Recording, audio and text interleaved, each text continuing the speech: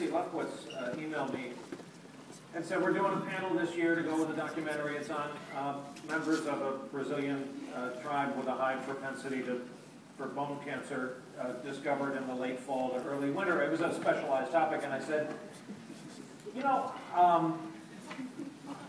there are other things I could do for the festival. And I waited the cursory 5 minutes, and there in my email was an email from Nancy saying, like what? And I said, let me interview Robert De Niro as a fan. Unabashedly, as a fan of his films. As one of those people / shut-ins who sits there and I move my mouth with Goodfellas. I'm from northern New Jersey. When I'm in a meeting in a workplace and I pepper the conversation with, this is the life we've chosen, and other phrases in our collective lingo, I will call people out and say, you are not the male that you say you are from the tri-state area. It's a determining factor. So that's the kindness of the festival that brings us here, the kindness of Robert De Niro to join us here, and your kindness today in attending, all of you.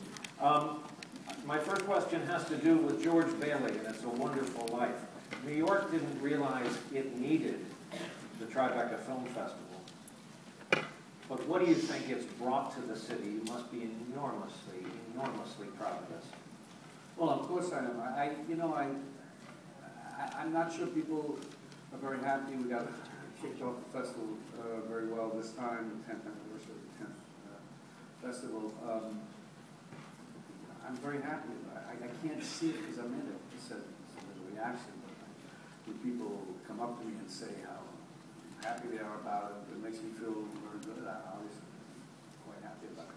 Which careens into the personal right away. How are you when people come up to you? I'm okay. People come up to me in the street sometimes, how are you? Just wave. Just go like this, hey, well. That's it. The people who don't do one of these, you're okay for the rest of your life. You're going to get, you're talking to me and all that dialogue back to you. Are you okay with that? The fact that everyone feels they do the best De Niro? Well, I don't get that much. Sometimes you get in a strange place and I respect people to say it. But it's okay. Like you're in a Walgreens upstate. It's a Saturday and you need shave cream and a New York Times and a Post and somebody's giving you, no, you did a little bit. See what I just did? Right there. You don't mind that? No, I don't mind it. Sometimes people are very respectful and they don't bother you. Or they don't recognize me. They don't expect to see me. What they're looking for is would you define yourself as an introvert? I guess in some ways I am, in other ways I'm not.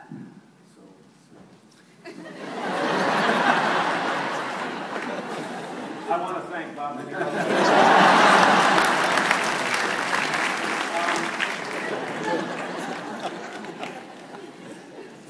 If you are, let's say for the purposes of this conversation, that you're generally viewed as kind of introverted off camera.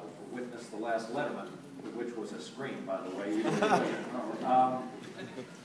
Why do you think so many artists are introverts, and why do you think so many introverts are drawn to the arts?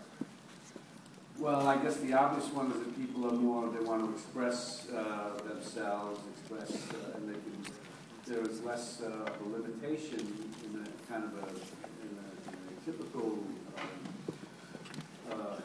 existence, if you will. You have a job, this and that, there's certain things you can't do. It doesn't mean you can't express yourself and go crazy when you're not working. But as an actor, say, or an artist, a painter, or a filmmaker, you have this certain, you go through the lives of other people, stories, experiences that you might not have personally had, but you know how to, you want to go into this experience, this story, and explore it, and express it, and so that's kind of nice and fun to do if you like to do that sort of Would you have painted full-time if you had gone into this line of work? I wasn't into painting. My father was, of course, since he was 5, but I wasn't. What would you have done? I don't know. I mean, I always wanted to be an actor since I was 10, and I dropped out of it for a while, and I started when I was 15, 16, and dropped out for a year or so, then went back when I was about 18 and stuck with it pretty seriously after that. Is the story true you played the Cowardly Lion in a school play? Yeah, when I was 10. Compared to Bert Lahr, how did you think you did? So long ago, I don't even remember, and there was no, not like today, obviously, so there's no photo record of it or anything. But it's that kind of honesty that makes you the man you are today. Is anyone not sure he killed it as the Cowardly Lion? I thought the Tin Man was a little weak. That's me. I'd like to talk about the city of New York. To get here today, we drove past the pit. The Freedom Tower is taking shape, and first thing that went in there was a train station. It's been litigated. It's been 10 years. For a lot of us who love this city, that's going to be the open sore of the rest of our adult lives. I, for a while, thought the most beautiful, stark, powerful memorial might have been that last shard of building that was standing, because it was so damn violent and evocative. But they were in a hurry to clear it and dig it. Now that we've had 10 years to think about it, how do you process 9/11? Where do you put it in terms of the events of your life? Well, everything from that point, I remember when it happened, I was, all the things that I was interested in, the movie project, this and that, I said, this is all never going to happen. Just forget it. I don't know what's going to happen now. Like the Good Shepherd, I was trying to get going, and I just never, like I said, that's not important. That's what I wanted to do.